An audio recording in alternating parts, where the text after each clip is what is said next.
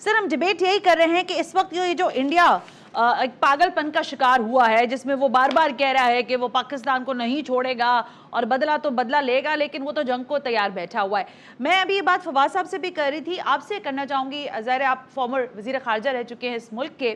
آپ کو کیا لگتا ہے یہ پہلگام کا جو حملہ ہے اس میں فائدہ کس کو ہوا، یعنی بینیفیشری اس کا کون دکھائی دیتا ہے آپ کو؟ دیکھیں، ان کا یہ خیال تھا کہ وہ ہوں گے، لیکن ایکچولی یہ ہے کہ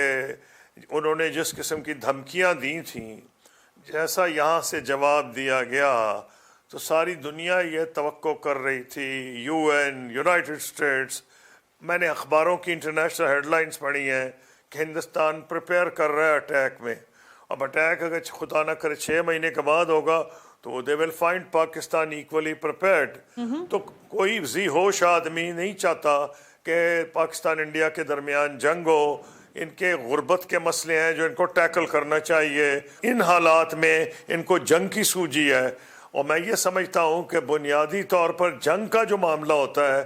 کوئی عجیب بات ہے، ایک تو بدنصیبی سے ہندوستان میں کوئی نہ کوئی الیکشن ہر وقت ہو رہا ہوتا ہے۔ خیال ان کا یہ تھا کہ ڈرا دھمکا کے، اور جس کو ہم اپنی زبان میں کہتے ہیں کہ ایسکلیشن ڈومیننس، کہ لڑنے کو تو وہ پاگل آدمی لڑے گا۔ اس زمانے میں دونوں نیوکلیئر پاورز ہیں، دونوں کی بڑی مضبوط فوجیں ہیں، تو خیال یہ تھا کہ شاید انڈیا کا خیال تھا ایک لیول پر ڈرا دھمکا کے، کیونکہ لاسٹ ٹائم وہ فیل ہو گئے۔ ایسکلیشن ڈومیننس ان کو مقصد تھا،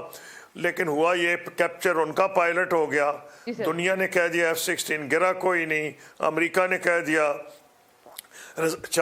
ان کے 5 بندے اپنے مر گئے،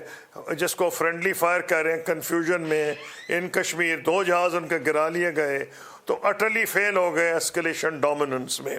اب ان کا یہ خیال تھا کہ شاید اتنے سال گزرنے کے بعد انڈیا کافی خرچ کر رہا ہے اپنے ڈیفنس بجٹ پہ، اس میں کوئی ڈاؤٹ نہیں ہے، لیکن جو وہ بھول گئے ہیں کہ اگر 2019 میں یہ نتیجہ تھا تو پاکستان آرمی ایئر فورس نے بھی کافی مزید ترقی کی ہے۔